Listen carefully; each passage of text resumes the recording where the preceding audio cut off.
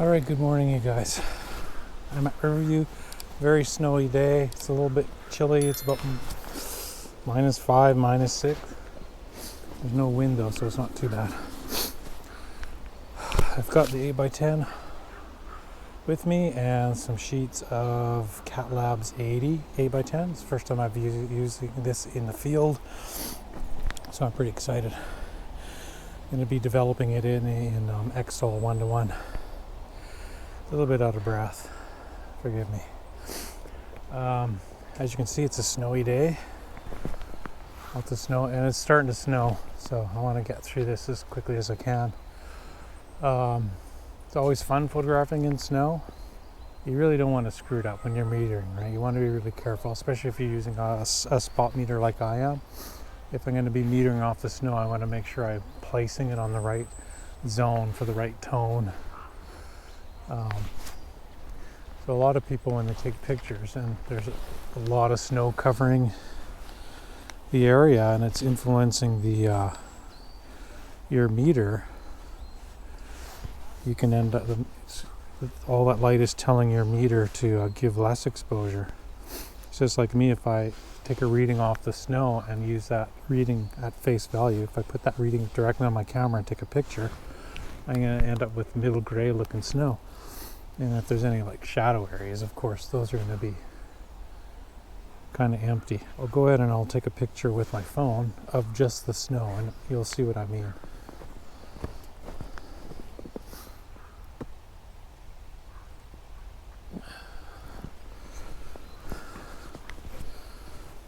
So, I don't know if you guys can see.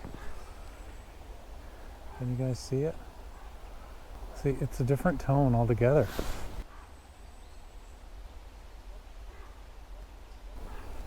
It's a little bit lighter than middle gray, which is unacceptable. Unless that's, I guess it's acceptable if that is what you're after. But usually we want snow to be kind of white. So now if I go to change my composition and go to take a picture showing there's lots of different light values coming off, right? Lights and darks. And my meter's going to average that all out. And I'm going to end up with a little bit better rendering. I don't know if you can see that on my phone. Anyways, I think you guys know what I mean. And I try to teach this to my students too. Like I'll use the whiteboard in the classroom as an example.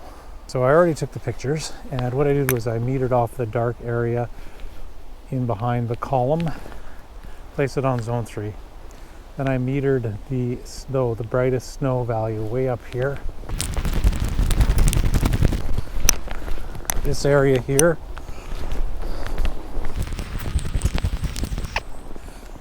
Getting good exercise today, right? It's a little bit brighter there than it is there. So that area was 5 stops brighter. So zone 3 placement, snow falls on zone 8. It's perfect. It's a normal subject brightness range. And this slightly darker area of snow was about only a third of a stop darker. So I want to be very careful when I'm printing that they are separated. To introduce a little reciprocity compensation. Not much, only a couple seconds more, not a big deal. For the second shot, I metered the snow and I placed that on zone 8 and took a picture. And then for another sheet, I placed the snow, I took a reading of the dark area again on the building, and I placed it on zone 2, which then the snow, because there's a 5-stop difference, the snow falls on zone 7, and I'm going to give n+1. Why not? Maybe it'll show up a little bit more variation of tone within the snow. There's a little bit. It's very subtle. It's kind of hard to see. It's probably you probably maybe can't see it on here. And I think that's it. And I'm going to get out of here because it's snowing and it's cold and I'm hungry. So I'll talk to you guys later. Take care.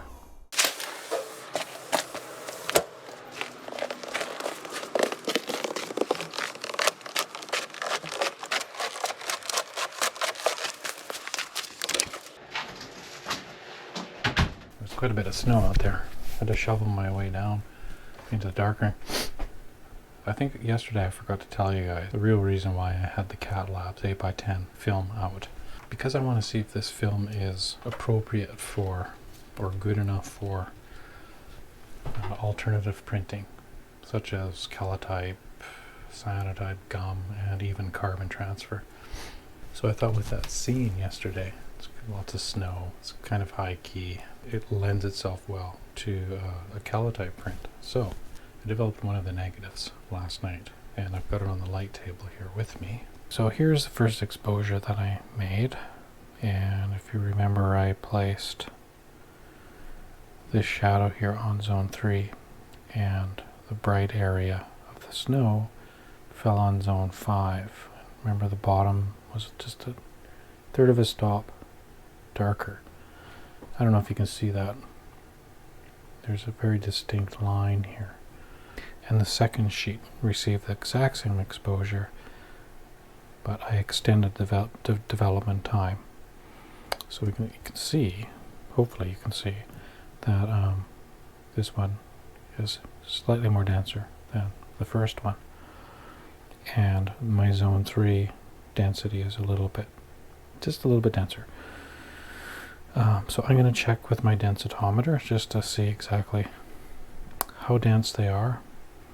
And I'm also going to check the basebox fog because I'm curious to see how extending the development time affects the basebox fog. Well, let's measure. Oops, I'm losing my light. Got to get used to this light table. So I'll check the film base fog for my negative that received N development, which is 8 minutes and 15 seconds in xstall, 1:1 for 8 minutes and 15 seconds. So the base fog is 0.09. That's pretty darn low. That's lower than what I was getting before. Now let's measure that dense area in the snow, 1.14. Let's check some other parts of that, 1.15. Well, that's considerably lower than what I prefer to have for zone 8. And I'm going to check in my zone 3 placement area, and I got 0.47, which is a little bit higher than I prefer. Let's check the next negative, which I gave N+1 to, which was 10 minutes and 45 seconds. Base fog, 0.10, which is really good, because if you do alt printing, you know you don't want to have high base plus fog. Okay, so let's measure the high density area in the snow, 1.29. That's closer, still a bit off. I could still probably work with that. And let's check that zones 3 area, and 0.52, it's considerably higher. You know, I may have to readjust my EI for this. I remember I shot these at EI 32. It looks like I'm going to have to go back and shoot some at a higher ISO. But I did shoot one, if you recall, a little bit differently. Instead of placing that area on zone 3, I placed it on zone 2. And this area of the snow fell on zone 7, so I gave it N+1 to try to bump that back to zone 8 density. Let's check base plus fog. I'm tired. 0.10. That's good. Let's check that snow area. 1.21. So it's still pretty low. And let's check the zone 2 placement. 0.39. See, that's kind of where I want my zone 3 to be. But my zone 8 that I was developing for is low. So I need to extend my development time. Okay, so I'm happy with the density here. and I gave one stop less. So that puts me at an EI of 64. So I think I'm going to work with EI 64, and I'm going to extend my development time.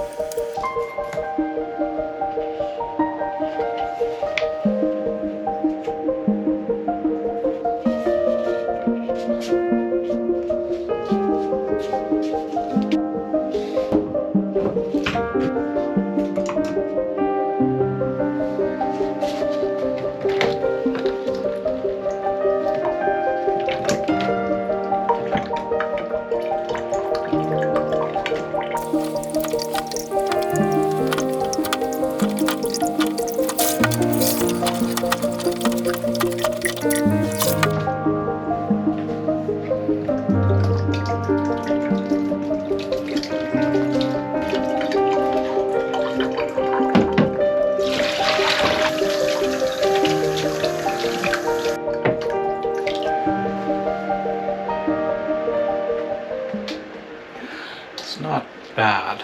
The highlights are a little bit splotchy blue, so I don't have the density range quite right. Well, the density range is probably okay. It's just my Dmax is not quite right. Back to the drawing board.